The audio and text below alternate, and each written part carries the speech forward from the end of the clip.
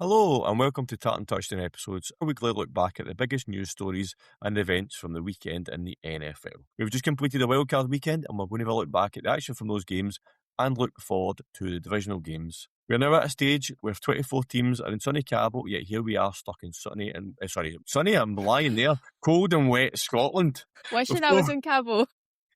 Yeah, too many NFL players are. Why is that a problem? It's not a problem for me. Some of them apparently are going to Cancun, not just Cabo, some are going to Cancun. So it depends where they're going. Anyway, they're all in Mexico. And we're not. Because they're out of the playoffs. Before we get into tonight's action, make sure you're following us on Instagram and TikTok and subscribe on YouTube and all podcast platforms to get a notification of when our next podcast drops and to get all our latest content on social media, including an announcement coming up where we will be hosting an event on Super Bowl Sunday. All will be revealed in due course. Tonight, I am joined by the one member of the Tartan Touchdown team that actually had a vested interest in the weekend's action. It's Sarah, how are you? I'm fine, considering we had the cards dealt at the weekend, which I'm sure we'll get into. But yeah, I'm only joking. I'm actually pretty good. It was a very interesting slate of games at the weekend. I'm looking forward to another interesting slate of games this weekend and can't wait to walk through with you. Excellent. Well, we had 6 games over the weekend, as we all know by now that the number 1 seeds get the bye in the wildcard round, so we had 6 games to go through.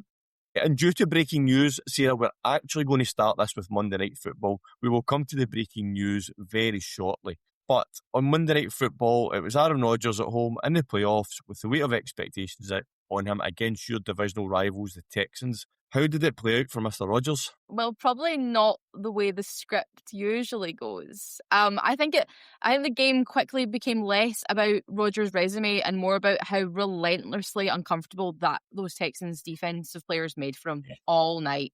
Like that opening drive, the defense set the tone. They were aggressive up front, disciplined on the back end, and completely unafraid of the moment. And I just think Rodgers never looked settled, and when that happens, the margin for error really sinks fast. Yeah, it was just the drives were all stalled, third downs were an issue, and everything just felt like a half set off of the pace. Yeah, it did look like he just couldn't get away from someone, maybe I don't know, a Lamar Jackson or a Patrick Mahomes. They would have got out of the pocket. They would have got themselves space.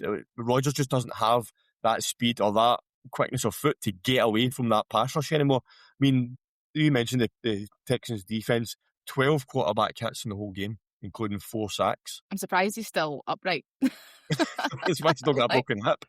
Exactly, right? But it was a very defensive game across pretty much 3 quarters. But at the end of the third quarter, it was 7-6 to the Texans, so it was taking into that fourth quarter.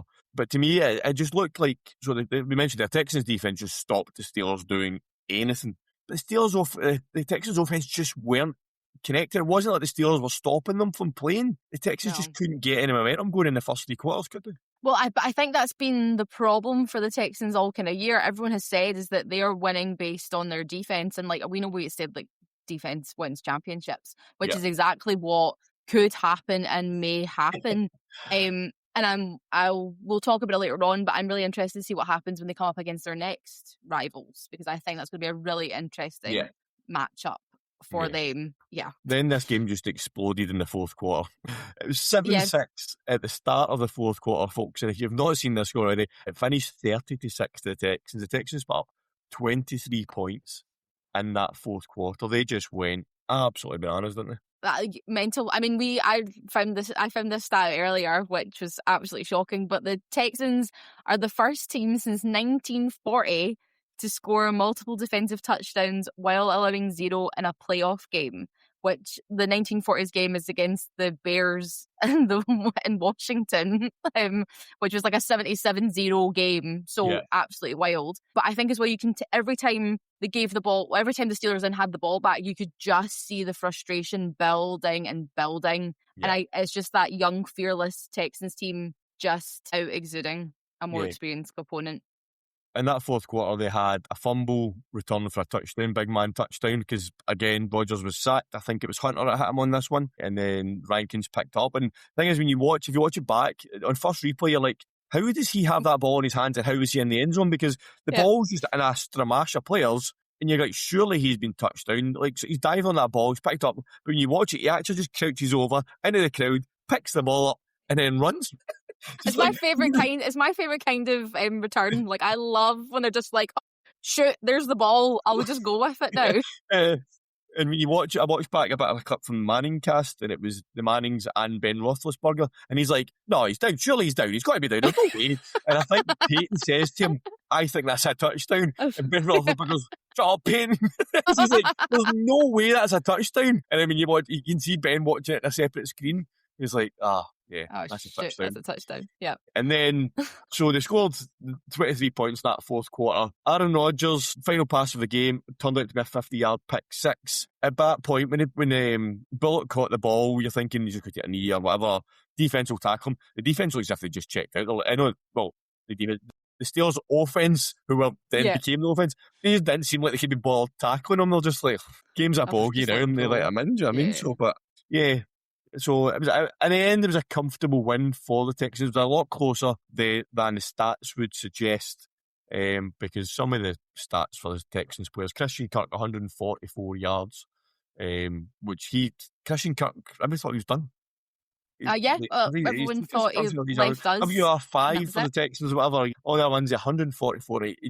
He seemed to be open all the time. Maybe that's what the Steelers thought. We just like Kirk. Nobody's going to. You don't need to cover him. No one needs to touch him. Went mental.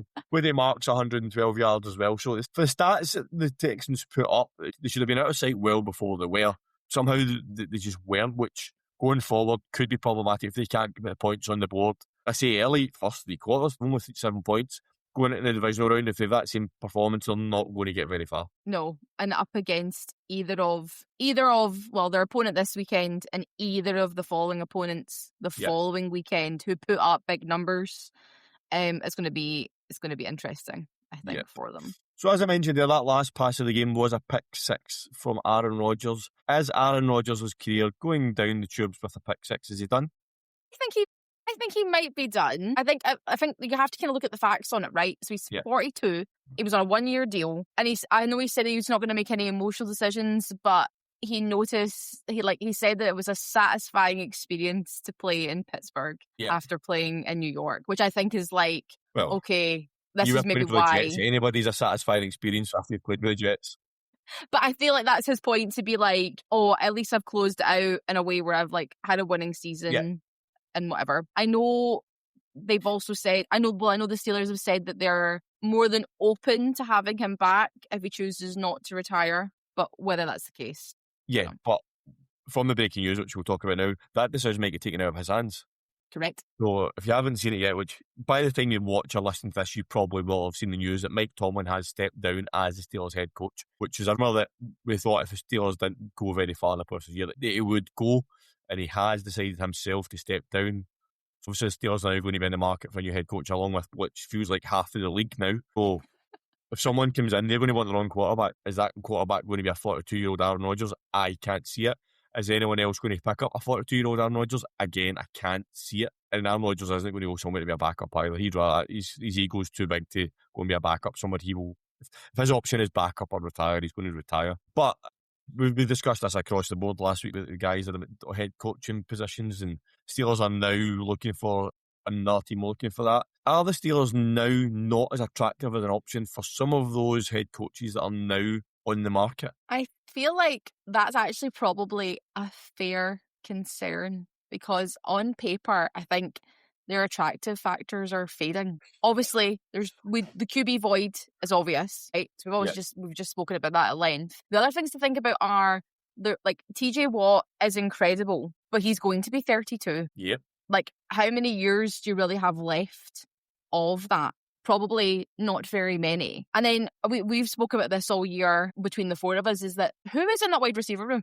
Who is there? There's a really lack of consistent and game-changing depth. And I think the big thing is that the Steelers are very stable. So it's only their fourth head coach since 1969 in a league where head coaches are fired after 2 years. Yeah. So somebody could go in there and probably could get quite a long tenure out of it, which is attractive, I'm going to assume, for head coach candidates. They want to know they can go in and they've got time to build it. Do you think they could attract one of the top head coach candidates that are out there?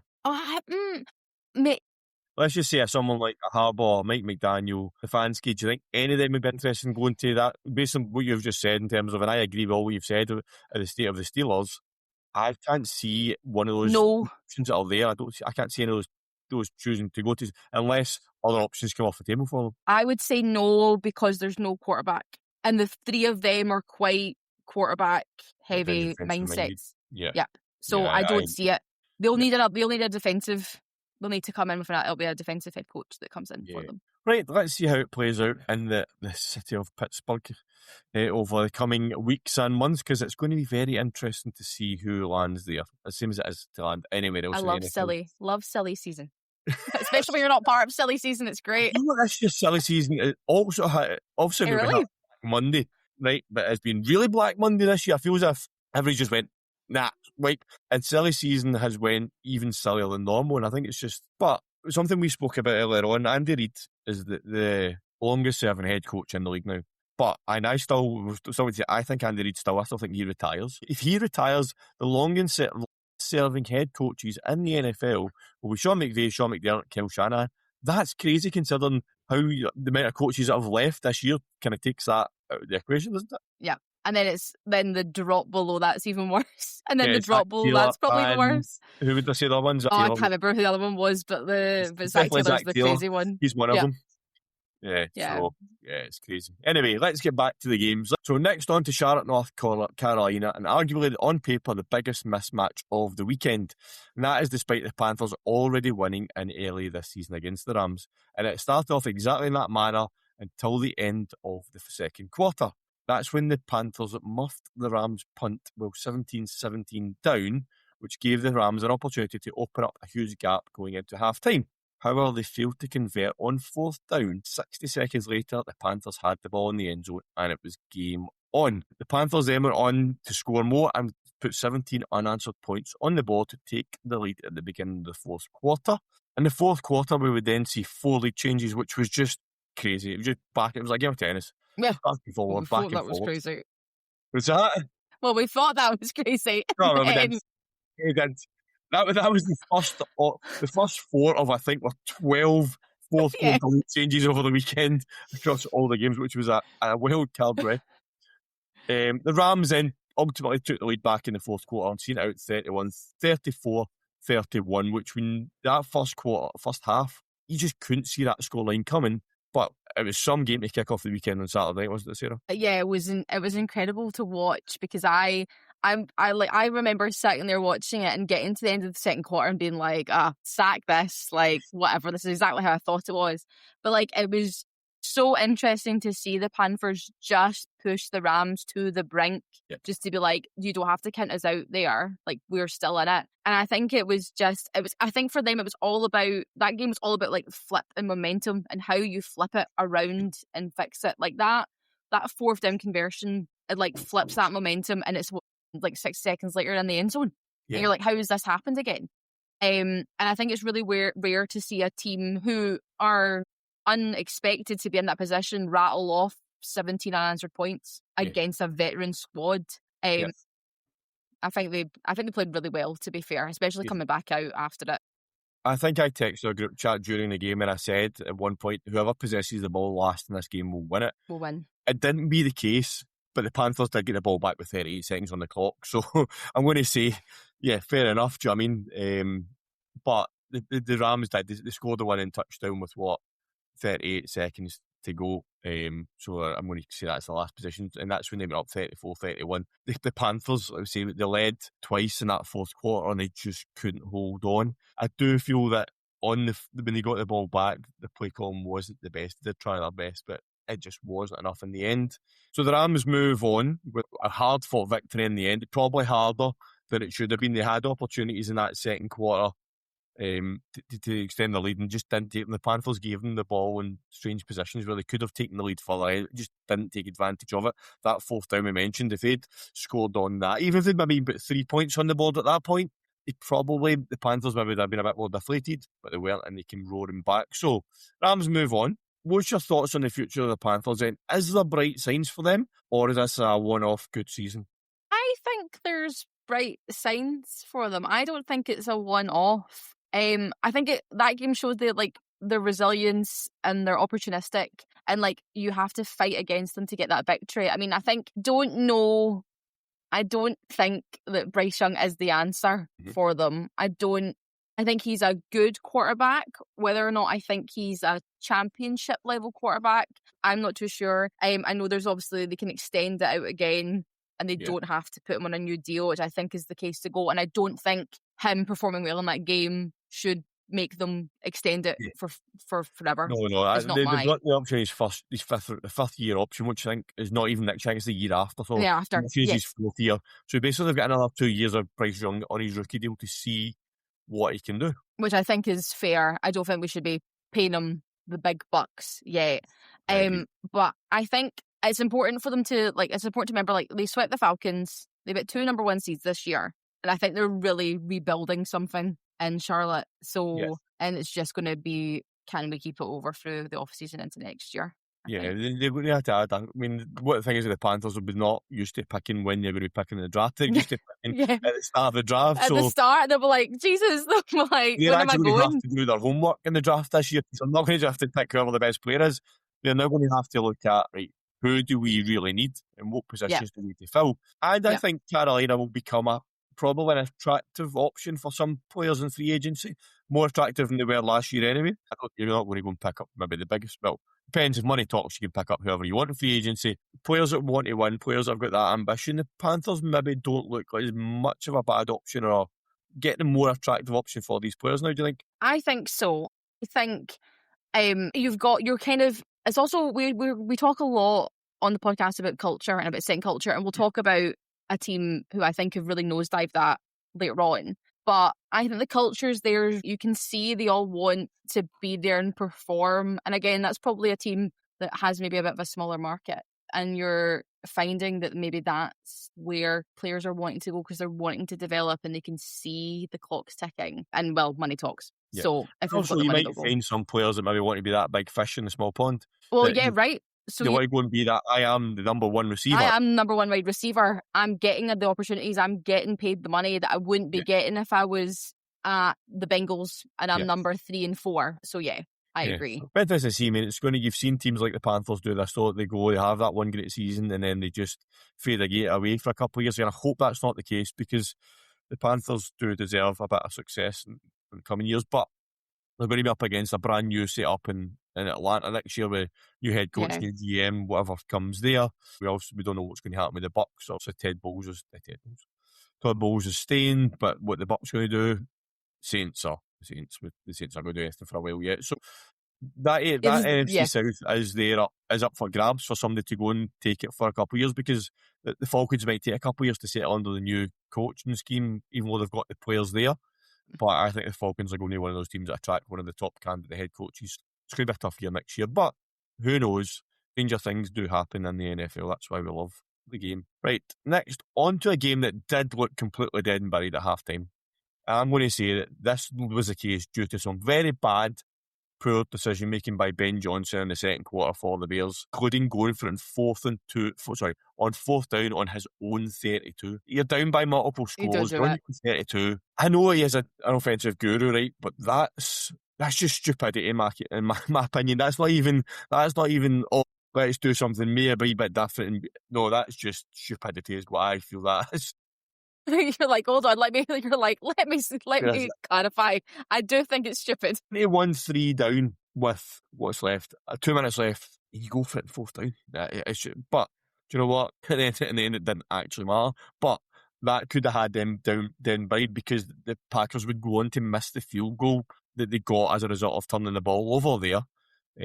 So it went 21-3 at halftime to the Packers. It could have been at 24-3, as I mentioned there, and that field goal kick was very costly. End up seeing talk us through what actually, we've mentioned this already with the Texans, but this game, the third quarter, nothing really happened. Fourth quarter, He thought the Texas fourth quarter was crazy. Talk us through this fourth quarter because it's just You remarkable. ain't seen nothing yet. So, I mean, you're trailing 21-6, going to the final frame.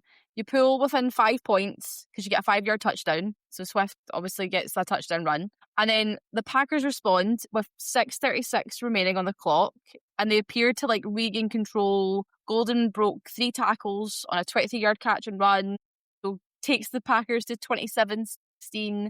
And then Brandon McManus misses the extra point again, which I think is probably okay at all. Another problem. And then on their ensuing drive, facing a 4th and 8 from their own 43-yard line with 6 minutes left, even though they didn't get it the first time, they go for it again. Williams scrambles, connects with O'Dunes for a 27-yard gain to keep the And then you got 4 minutes 18 to go. Williams finishes that drive with an 8-yard touchdown pass, a successful 2-point conversion, which makes the score 27-24. And then we miss another field goal for the Packers, a 44 yards, which gives with Chicago the ball back with time. And then with 1 minute 43 remaining, they go on a final 76-yard drive, which ends in a 25-yard touchdown pass, which gives you a 31-27 lead, which is the first since the first quarter.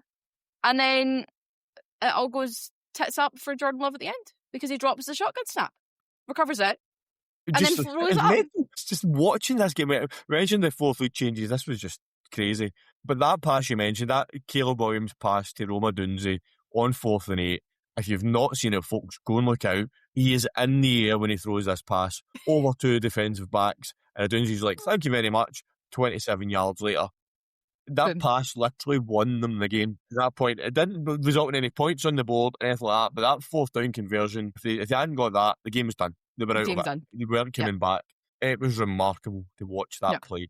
Yeah, like you said, the Packers, 2 missed field goals, a missed extra point. It was all if, buts and maybes. That would have won them the game in theory if they had converted those, but who's to say that the rest of the game would have shaped out differently if they had scored them.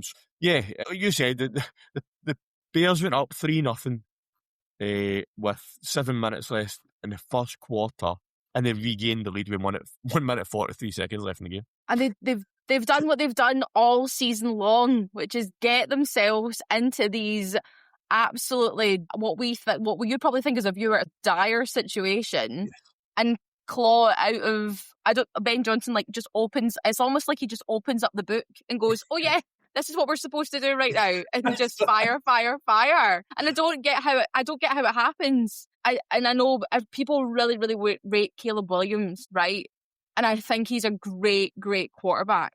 But when you come up against some people you're going to come up against, I don't know if that's how far that can take you. I don't think Williams was much of a problem, right? I know the scoreline. Oh, no, I don't. When you say that Ben Johnson, I'm like, you're the same Ben Johnson that completely miscalled the whole second quarter. How can you do that in the second quarter and then call that fourth quarter?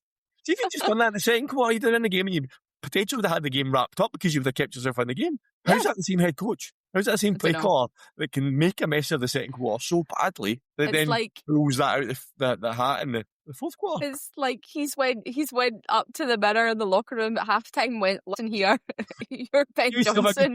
Yeah, what are you doing? Because Dan Campbell's not there to shout at him, so he's got to do it himself. That's it. And there was a drive.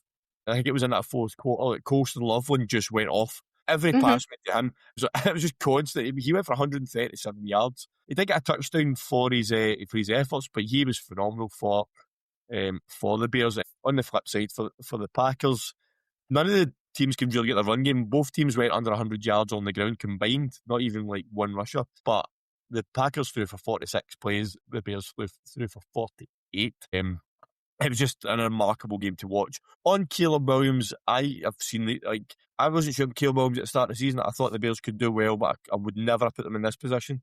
But I think you've seen the growth of them through the year. Yeah.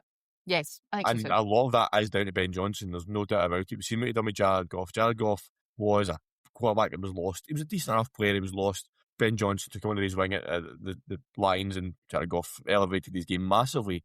Caleb Williams is doing the same thing. He's making good decisions as well, which maybe he wasn't doing before, but at the end of the day, he was a rookie, so those things are got to be accounted for. But yeah, unbelievable game. Probably one of the best games this year so far.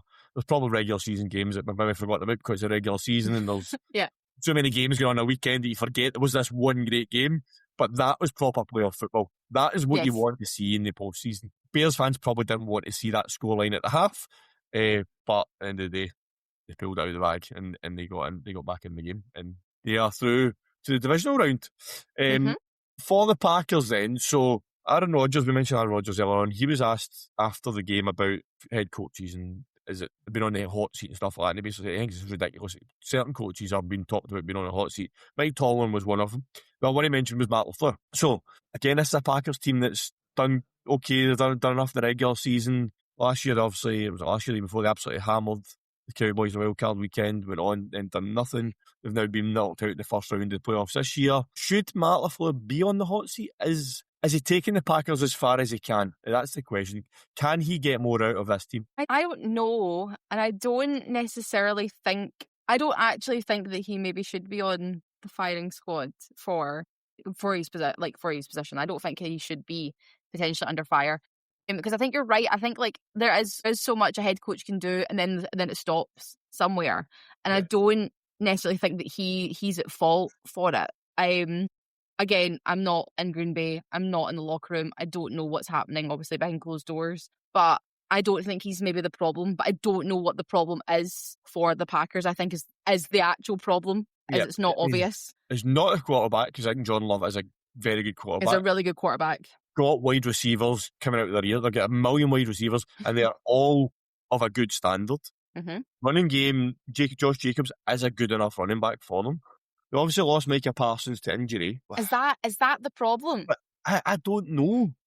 Because people are suggesting that's the problem. Player, but if your season is falling apart because one player has got injured, then you're not good enough. Yeah. A team that we're going to come and talk about a wee bit, the 49ers, Nick Bosa get injured. Did their season fall apart? No. Nope. Do you know what I mean? So, my concern, it's not a concern because it's not my team, but my thought with the Packers is can Matt LaFleur get more out of this team? And what makes me think about whether they should or shouldn't be on the hot seat, I'm not sure. But with all the head coaching candidates that are available this year, do the Packers look at this and go, we're not really going to get a pick of this calibre of head coach again? Yeah. And what do we have to lose? The Packers are a massively attractive option for a lot of head coaches. They've got the history, they've got the fan base, they've got the stadium, they've got the players, they've got the GM and the family. They're all a massive attraction. If they were to go to someone like John Harbaugh, he would have to have a real hard think about whether he wanted to take that or not. That's not one he's going to dismiss. Again, Stefanski's there. There's talking about Brian Flores. These are people that this might be a one chance to get someone like that. And that's where I think the Packers might look at this and think, yeah, Matt LaFleur's not done a bad job, but now's an opportunity to make that change. Can we go and take that step and get that elite head coach like a Harbaugh? That's where I think what might force the Packers' hand, rather than they think that LaFleur's done a bad job. They're probably thinking there's coaches out there that we think should actually do a better job. They have got a young team. They have got an exciting team. So it's going to be really interesting to see how that one plays out over the coming weeks. Same as it is with every team, but especially a team like the Packers, where it's not as clear cut that the coach should go. So it'll be interesting to see. They've a big decision to make in Green Bay, so let's keep an eye on that one. All right. I mentioned earlier, Sarah, you were the only one that had a vested interest in the playoffs this weekend. Your beloved Jags, and I can't remember which of your players I argued with, but I argued with one of your players and said, I'm jumping on the bandwagon with the Jags this year. And who was it? Who didn't want me on the bandwagon? I can't remember. I can't remember who it was, yeah. Anyway. I can't remember off the top of my head. I think it was Trayvon Walker. Trayvon Walker? I think he was, it usually is. Yeah, he runs his mouth a little bit. And I said, I am not listening to it, and I'm jumping on the Jags bandwagon. You said a great into the regular season, into the playoffs against the Bills. It was a game that they couldn't really separate. They couldn't decide where this was going to go with overs, unders, favours, odds, whatever. But how did the Jags against the Bills play out, Sarah? I will go out there and say, and I've said it privately, but I really, really think that should have been the championship matchup, especially considering how the other AFC games went this weekend. I think that should have been the championship game. I think the Bills came in with the veteran pedigree. They have the quarterback. They have everything that you think. Well, actually, they don't really right now, which is a point. Yeah. But they have that mindset. They have the play, like they've been at the playoffs before, they've done it all, they've seen it all. And I think we started the game so well. Like that rushing attack was so good. Like, we kept them to 79 yards on the ground, like which is insane, especially when you're up against the level of James Cook that you're up against, right? Yeah. I think Trevor Lawrence was really efficient, besides the interception that he threw in the first half, which again wasn't really his fault. And you lead a fourth quarter comeback to take a 24-20 lead with 4 minutes to go, and the game just swings away from you in the final minutes. Despite battling multiple injuries, Josh Allen gets a 66-yard go-ahead drive with a 1-yard touchdown run with 1:04 left, and basically comes down to a deflected pass, which is intercepted to seal a 27-24 Buffalo victory. Yeah, I think for the Jags, I think this is a statement of progress for us. And I think for the Bills, it was maybe a narrow escape that does keep their window open.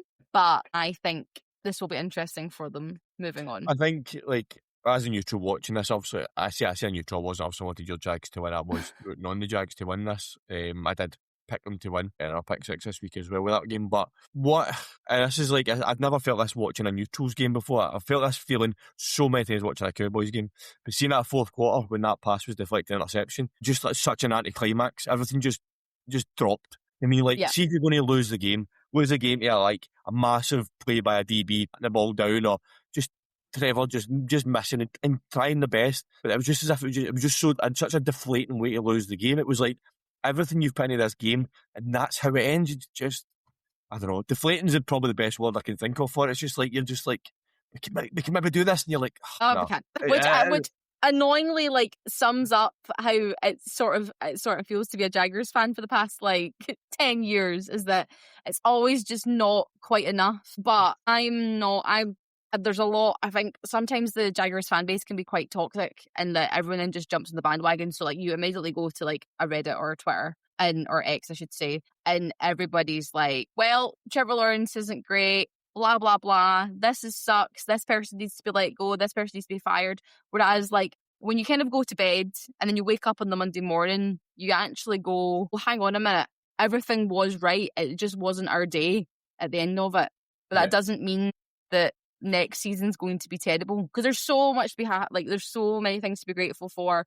Like Parker Washington is an absolute powerhouse, and who would have seen that coming? Certainly not me. We did most of the season without our first round pick in Travis Hunter, who covers the position that we need covered in the secondary. So I think the future is still bright down in Duval County, and I'm happy how the season ended. Well, the regular season ended, maybe not how the playoffs went. And I'm going to give someone a shout out here, Sarah. She's probably never going to see this or never going to hear from us, but Lynn Jones-Turpin, that press conference she did, and what she said to Liam Cohen in that game probably sums up exactly where everybody kind of sees the Jags. You should be proud of yourself. You did have a good season. The future's bright. You can see it. And she was spot on. She's like, so many times you see people get into these press conferences in the press, and we've seen the reaction to her from other journalists in terms of the way they've reacted to her saying that. She was bang on. Press conferences, she was bang on. Like, did she echo kind of how you feel about the situation? Yeah, totally. I think so. I think people, especially journalists, have to remember, like, she's been with that institution for like 20 years. So she has seen some amount of crap come out of that team. And I think she needs to be proud where she comes from, right? So that's obviously, I think, part and parcel of it. I think everyone's maybe how good the season has been for the Jaguars. I think people are really forgetting how bad the season was last year, was the year before that, was not the 2022 season, but even before that. So yeah, she really echoed what I thought. And I think you could really see Cohen take a second to be like, no, actually, do you know what? You're right. And you could see him kind of go back into himself. Because I mean, these journalists are just hounding you at the end to be like, oh, why didn't you do this and why didn't you do that? You can see it. There's a moment when you watch him, when she starts talking, you can see he's a bit apprehensive and he's not sure, and eventually he realises what she's saying and he just starts smiling, and you can visibly see him just relax when she's talking. And it obviously means a lot for him, because he's obviously come in with the reputation of doing well at the Bucks, but nobody ever knew how he was going to be as a head coach. It was all new. Rob said the Duval thing at the start, which didn't get off to a great start either. Do you know what I mean? All that, and it was all at the start. But for him, there must be a lot of personal pride in him saying, look, yeah, I've come in here, and this is where, and a lot of these journalists are fans. I'm sure is genuinely a Jacksonville Jaguars fan for the way she reacted.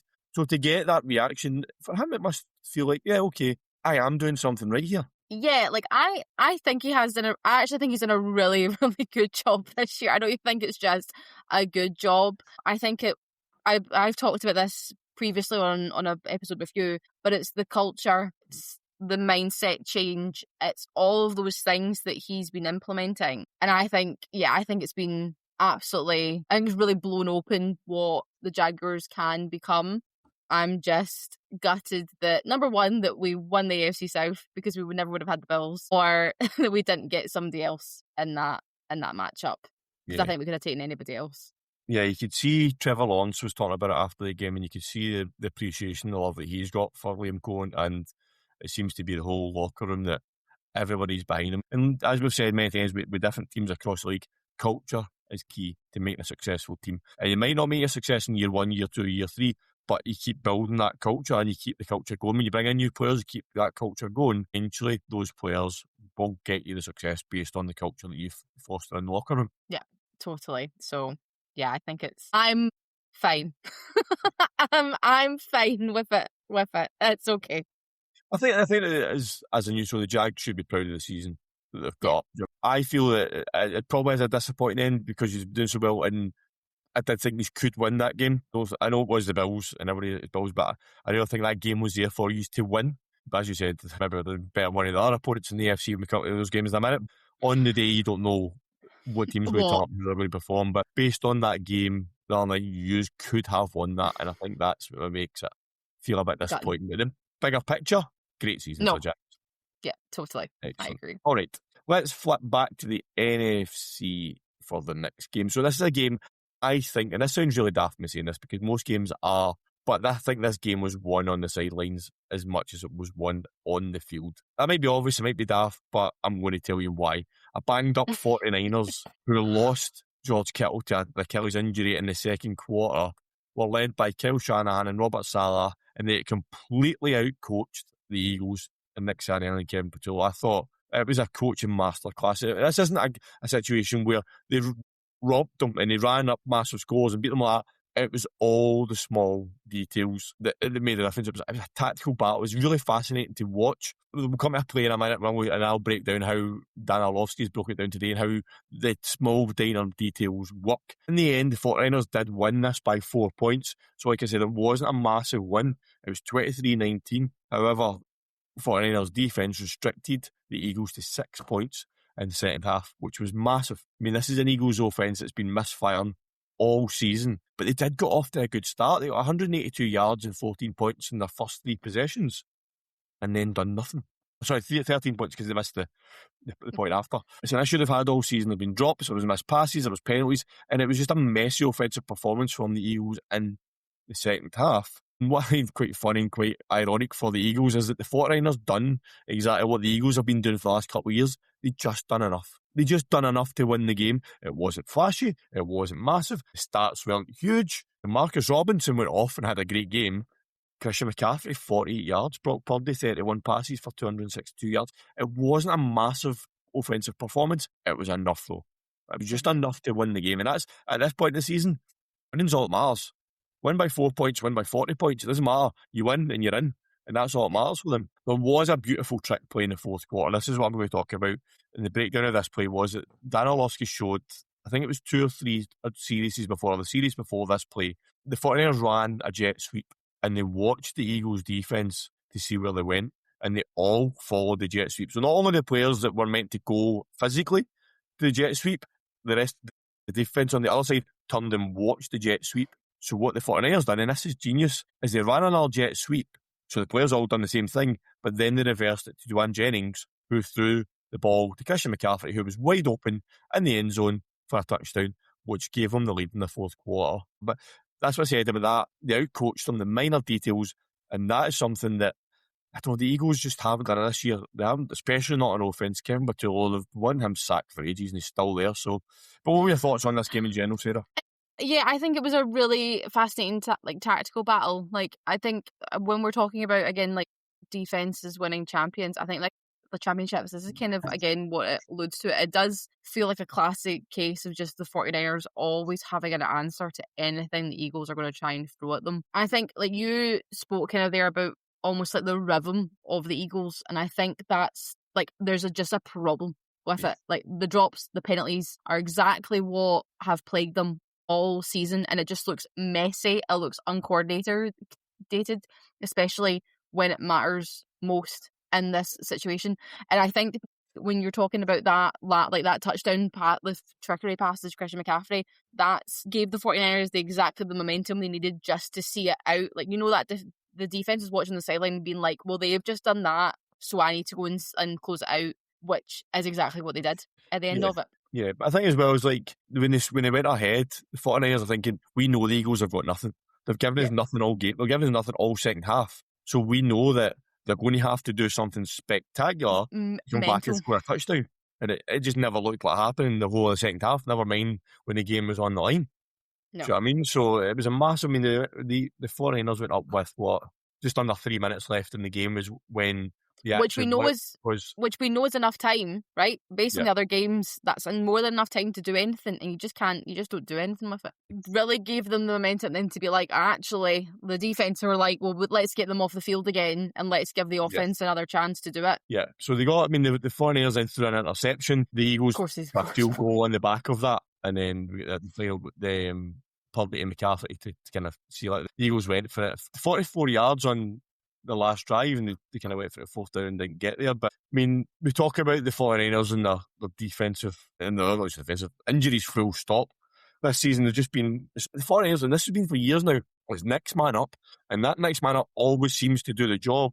And this week it's Garrett Wallow. I'm going to give him a shout out here. He's probably never going to hear this, but I'm going to give him a shout out anyway. He was pulled up from the practice squad. He had 11 tackles in this game, 5 solo tackles, 6 tackles, shared tackles, and that's the sort of thing. He led tackles for 49ers. So it's like, yeah, we've not got Nick Bosa, we've not got all these players, we've not got Fred Warner, but you know what? Garrett Wallow on the practice squad is going to come up and make 11 tackles.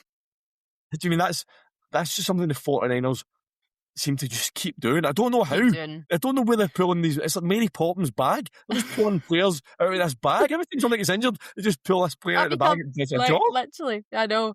I mean, I've got a friend who's a 49ers fan, and she's been like, I'm just going to sneak my way into this, and no one's going to know how it's happened, because every game he goes, fuck, I don't know, the injuries are pretty bad, and I'm like, oh, shut up. Like, I mean, to be fair, the injuries have been bad, but losing George Kittle to an Achilles injury, it could have happened to a nicer guy. I mean, he is such a nice guy. Everybody loves George Kittle. And you seen it straight away. As soon as he planted his foot, you just seen it move, and you're like, oh, that's his Achilles, that's him. He's done.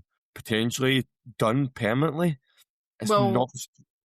It's not something you can necessarily come back on when, I mean, I can't even remember off the top of my head how old George Kittle is, but he must be about the same age. Right now, he'll be 33 in October. Yeah, I was about to say, he must be about the same age, coming towards that kind of mark as what we're talking about earlier with TJ Watt. Yeah, it's a shame, especially because it's happened now, and I know it's an Achilles, it's not necessarily the worst thing to come back from, but you're now in January. Realistically, when are you going to be up and moving and running again? Yeah, for him to play, if he doesn't retire, his next game would probably have to be in the playoffs next year. Yeah, I mean, you're talking, you can sometimes see up to a year's recovery for an Achilles injury. It just depends how bad it is. I mean, obviously, it was Aaron Rodgers, he'd come back stupidly quick. Don't know what he done there. Do you know what I mean? But generally, you're talking 9 to 12 months for an Achilles injury. So George Kittle's then got to think, do I have the motivation to do all that rehab, to then get fit again, to then go again? The fact I might not even play next year. Yeah, that's which, I mean, he's probably not had these. Well, he probably has had these thoughts so far, but it's not always something he's taken seriously yet. But he's going to have a lot of thinking to do. And like, can I motivate myself through the rehab and the hope that I get back next year? But depends how long that's going to be. Am my team going to make the playoffs? So they'll go through all that effort to hope that my team make the playoffs so I can play again. You got a big call to make. I hope if he does have to go out, what a career he's out with anyway, but hopefully we do see him back on the field again because he is a great player. He's a great player.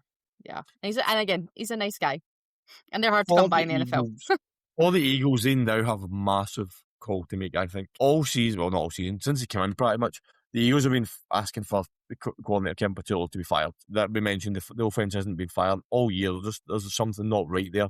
He is Nick Sirianni's mate. That is the problem we've got here. Nick Sirianni has not sacked him, and everybody says, okay, they're mates, so he's not going to sack his mate. So is that going to come back to bite Nick Sirianni? Is Nick Sirianni going to follow Kevin Patullo out the door? Well, they've just announced that Kevin Patullo's gone. What? Breaking news? That's the second bit of news we've got tonight. As of 10 minutes ago, they have parted ways with him. He met with, so Nick Sirianni met with the offensive coordinator on Tuesday to inform him of his decision. So, I mean, I guess that to me would tell you that Sirianni is still staying, but they have gotten rid of Patullo. It's not exactly throwing Patullo under the bus because it probably is Patullo's fault, but is that Sirianni trying to save his own job by going to the owners and go, well, if I've got rid of him, but well, you're the guy who kept him all season, so surely they're going to have to question him on that. Well, yeah, he has said that ultimately when we fall short of our goals, that responsibility lies on my shoulders. So I guess I think that's taking the high ground a little bit. But yeah, I think when I spoke about earlier about teams that have problems in their locker room and their culture, I think the Eagles are a team in particular that we know has a problem. Maybe will this change it? I don't really know. That would leave me to be seen because I don't necessarily know how much of your culture comes from your offensive coordinator rather than your head coach. I know they won the Super Bowl last year, but this has been an ongoing theme with the Eagles in terms of this rumour Sirianni, Nick Hurt's just not getting on. It's been going on for a couple of years now. Obviously they were successful last year, so wasn't spoken about much. But there's definitely something not right in that organisation.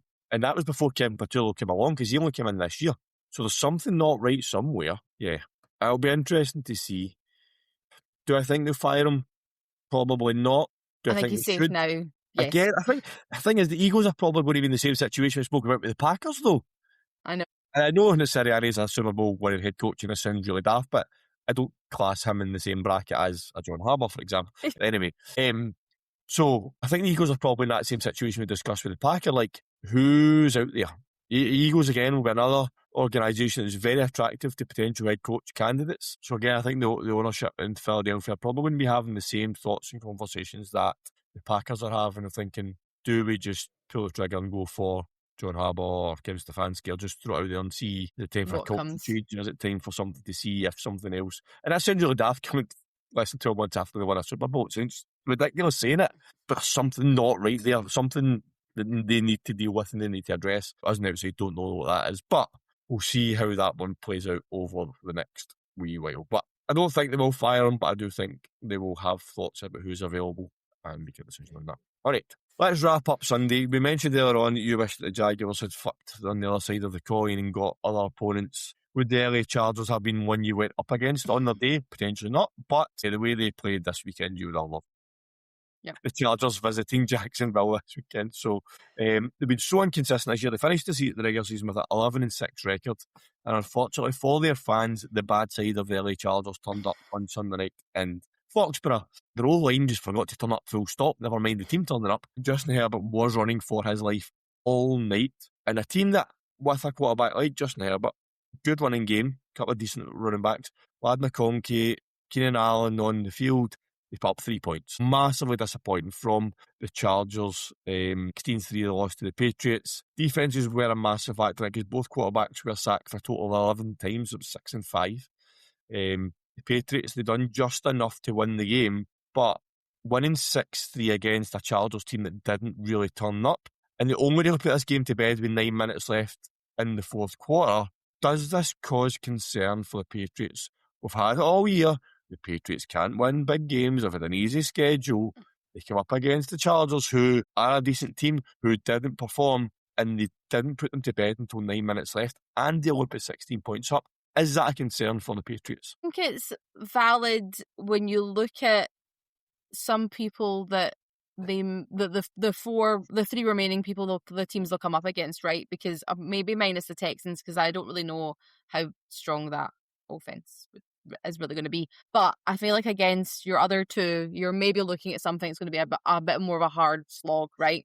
I am impressed with the Patriots defense. I do think they did really, really well, all things considering. I know the Chargers O-line's what they're like, the 11th variation of it, and God, you're pulling players off the street, essentially being like, going to come and make sure Justin Herbert's protected. The Patriots defensive line. No, thank you. No, thank you. I'm okay. But yeah, I think, I was still relatively impressed with them considering who they've maybe been up against in the season already. I actually think I'm more disappointed about Justin Herbert than I am maybe surprised about the Patriots defense, if that makes sense. I don't know if that really shines a light on what maybe the glass ceiling is in the Chargers for him. I think he obviously has that arm talent, but you can't run for your life all night and expect to win. Yeah, it's impossible. Yeah, it is. He just did no protection at all last night. But this isn't the first time we've seen this from Justin Herbert. He just, I don't know, he just doesn't seem to be able to do it. And when it matters in these big games, I mean, that's him. You look at the game against the Jaguars where they put up all those points and you should be able to shut it out at that point. And again, is that really the fault of the offense when your defense then lets the opposition come back like 27 points? Yes and no, but then you don't score anything after it. Yep. You have to learn how to play the big games when the big games matter. I missed this in the preparation for us recording. This just happened just before we started recording. Chargers have sacked Greg Roman, their offensive coordinator. So well, that tells you, doesn't it? Yeah. So that does tell you, but yeah, did a hard one. I know you love Justin there. I just think there's so much talent in there. It just doesn't come out. I mean, he throws the most perfect spiral. I've never seen a quarterback in the league throw a spiral the way he throws it. It is beautiful, but that spiral's only useful if receivers catch it or the defensive backs don't catch it. Moving on from Greg Roman, so. Yeah, I think the Chargers really get someone in that really is a quarterback focused. Well, this is what I was going to say. Justin Herbert needs almost like the Trevor Lawrence, Liam Cohen, Baker Mayfield experience, right? He needs somebody to come in who sounds really daft because his head coach was a quarterback in the NFL. I know, but there's just something that's not quite there on it. Yeah. And I just don't know what the answer is for him. Do they swap brothers? Do they just go? Can you imagine? Literally? Can you imagine just turned up we just turned up at different. What do you mean? I'm John. I'm John. No, you're John. I don't know whether Jim Harbaugh. Yeah, he was a quarterback, but he done well at Michigan offensively as well. But there's a situation where you look at who plays the modern NFL playbook as a offensive coordinator. Someone like, can you imagine Mike McDaniel getting in there as offensive coordinator? I know. That would be great for the Chargers. He's obviously probably got aspirations to go and be a head coach somewhere. But if you were to put someone like Mike McDaniel in there with him as offensive coordinator, that could be a game changer. It's just who's going to get the best out of Jim Harbaugh, of Justin Herbert, because clearly John Harbaugh's not getting it. Sorry, not Jim. So you've confused me with switching the balls. Sorry, I know. Because I'm talking about the swapping. Who wants Lamar Jackson? His offensive coordinators haven't got the best out of him. So they do something. They have got good pieces of Chargers. They have got Marion Hampton. They've got Lad McConkey there. They've got the pieces. I mean, the thing is, we're only, 2 years into a Chargers full rebuild. Harbaugh went in there and ripped the place apart. Get rid of Keenan Allen. He's now brought him back. They moved on. Who's the running back whose name I've just completely forgot. Anyway, so they basically Harbaugh went in and cleared the Chargers out and they thought, we're starting again. So are they where they should be, or are they ahead of progress where they want to be? Only time will tell. Harbaugh's there for a long run. That's not going to change. But they need to bring someone in who is going to get the best out of Justin Herbert, because what they've done so far is not working. The talent is there. Is the mentality there with Justin Herbert? That's maybe the question. He can throw a ball, he can win a game, he can rack up the yards, he can score touchdowns, but is it a mentality thing rather than a talent thing? Is it a mentality thing because he thinks he's going to get absolutely flattened every time he steps on that field and break everything under the sun? That is possible. And also, he's obviously got his left hand still injured, right? So he's still not recovered. I think it's very obvious that the Chargers are going to have to go offensively in the draft, or they're going to have to, the agency, going to have to go and pick up massive pieces, not even one that they're going to have to go and get a whole new restructure of that line and hope. They don't get injured. As we come on to the Broncos, are just going to go from strength to strength. This is probably the only thing that's happening in Chargers' favour, is that the Broncos are going to go from strength to strength. Chiefs are probably falling off for a couple of years, and the Raiders are just never coming anywhere near them. So that second, if they can continue to get 11 and 12 wins, they're probably going to make the playoffs, even as the wild card. But it's when they get there, that's the problem. They need to get over that hump, and Justin Herbert needs to win a playoff game. That feels cheap coming from a Dallas Cowboys fan saying that, but anyway. Right, so that's the end, the roundup of the wildcard games, Sarah. We're down to 8 teams, because now the 6 winners of those games, plus the number 1 seeds, join in for the divisional rounds. 4 games we've got. So we have the Bills at the Broncos. That's Saturday night, 9:30 UK time. We then get the 49ers going to the Seahawks, which is, for those that can't sleep in the UK, 1 o'clock on Sunday morning. Texans and the Patriots will start us off on Sunday night at 8, and then we finish off with the Rams and the Bears at 11:30. So let's have a quick couple of lines about each game. Let's not go too depth into them. But Bills at Broncos, do not give me your picks, because then that gives away a pick 6 later on in the week, so don't say who's going to win it. But Bills and Broncos, what do you expect from this game? Denver with a well-rested team will be really interesting to see how they come out the gate. I have concerns about the Bills with their injuries now, in particular with Gabe Davis. Again, I know there's not really a wide receiver room in Buffalo, but I think that's going to be a problem. And obviously, Jordan Poole is also going to miss because he's got a hamstring injury. So I think that's going to be really interesting. And see how that Denver defense does against Superman, essentially. Yeah, because like you said, you guys got at Josh Allen at the weekend. They did get banged up. That Broncos defense is just going to come out the gate flying right for him. Because they'll have sat at home and watched that and know exactly what to expect. You know, Sean will be rubbing his hands looking at what that Bills offensive line didn't do at the weekend. In terms of the Bills, like you said, we keep saying this about the Bills, they have to keep putting on Josh Allen's shoulders all the time. And as we know, that at some point is going to fall down. It's happened every year. They were lucky it didn't happen last weekend. If the Bills get through this weekend against the Broncos, then just give them the Lombardi, because they should get it.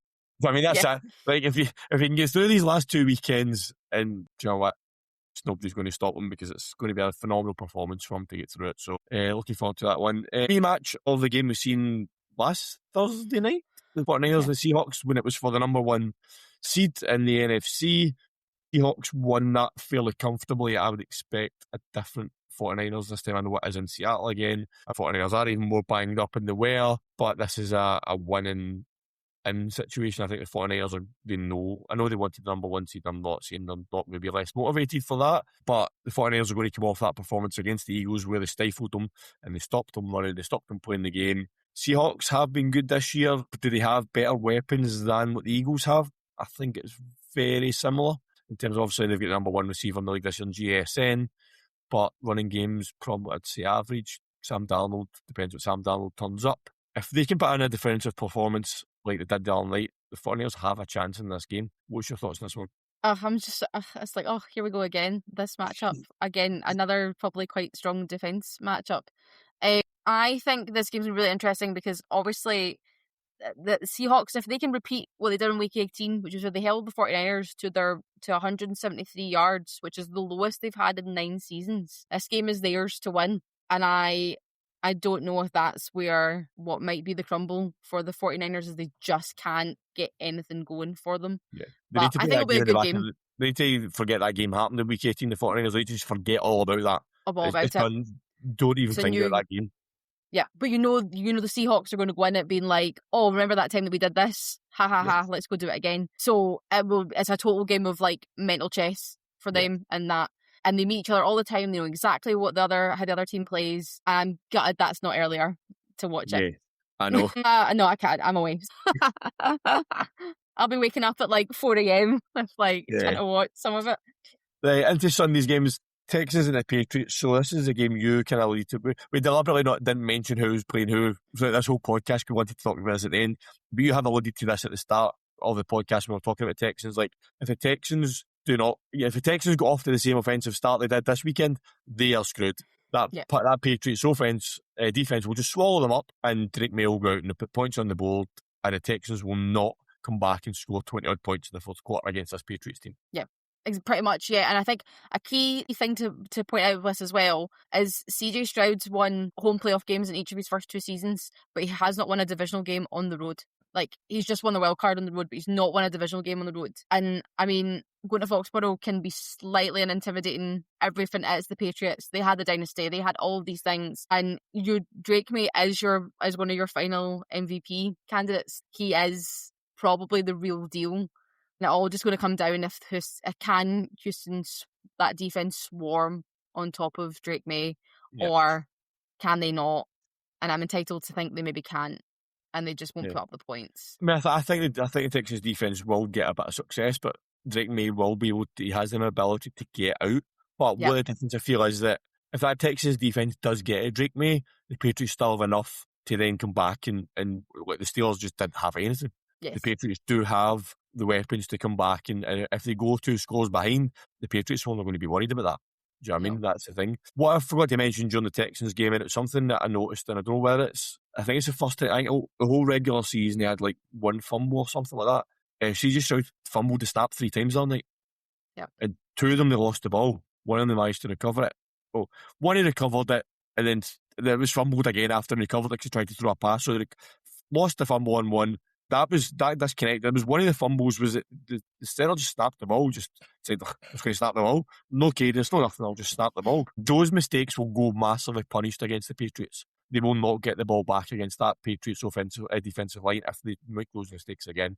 This one, I think, will be a very interesting tactical battle between the 2 teams. Because both teams, this could easily be a shootout, but this could also easily be a 16-13 game. This is one of that could go either way in terms of both teams could put up 40 points and try to outshoot each other.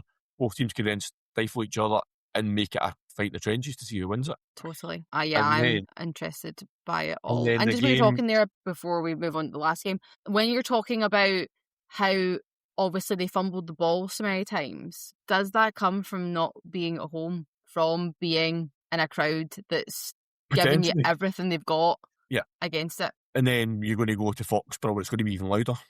Yep. And it's going to be even colder. Yep. So that's the thing, right? Because Texans obviously play harder as well. The ball's going to be harder, so you really need to concentrate. Those snaps need to be bang on because the ball's going to be harder and there's going to be noisier. So you need to in the NFL you shouldn't make mistakes, but when you get to divisional games, mistakes like that will be punished. You're at this level now where you're not going to get away with it.